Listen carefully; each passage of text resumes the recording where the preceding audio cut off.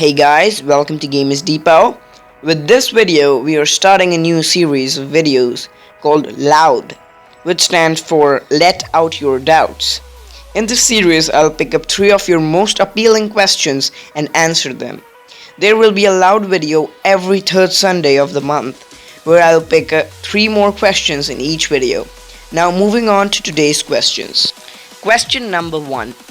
When I did the top 5 CPU video, Jaswant Kumar Singh asked, do we need a high-end processor for gaming? He is a very interactive and regular viewer of this channel. I regularly mention that the graphics card is the main part of a gaming rig.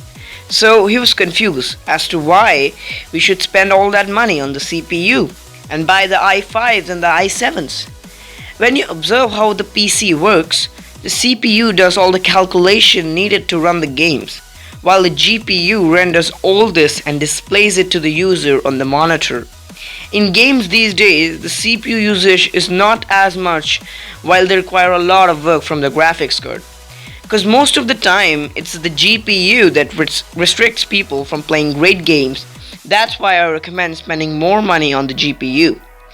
But if one of the parts of a gaming rig is not as good as the others, the PC usually gives the performance equivalent to the performance given by the least performing part. This is the concept of bottlenecks in the builds.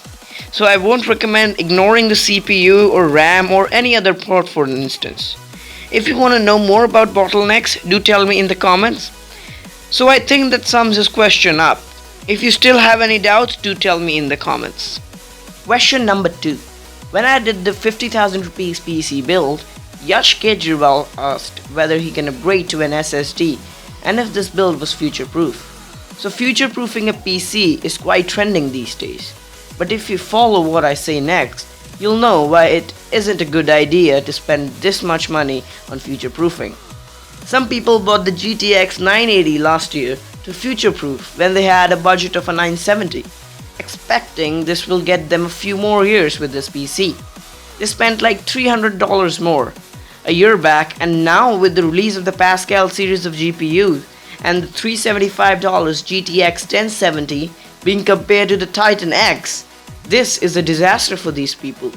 They could easily have saved those bucks and sold their 970s here for the 1070. Because PC is a dynamic platform unlike the consoles. You should expect these kinds of improvement every now and then, and should buy the best performance you can get now for the cheapest you can get. Don't think of after 5 years, because after 5 years the best hardware you brought today would be a piece of junk. Moving on to the second part of his question, you can almost always productively upgrade to an SSD. It just gives you a sure bump in performance. Now finishing off with question number 3. Lastly, Kshitij Barnwal asked why I recommend 8GB of RAM but myself use 16GB of it. The thing is, I always mention, for gaming 8GB is always that is what you will use these days. And a few minutes ago I told you why it's not a good idea to plan 5 years ahead on a platform such as a PC. Because I have to edit videos, stream games and do other RAM consuming tasks, I do use the extra 8 gigs. But if you won't use more than 8, I don't think spending that much money now is intelligent enough.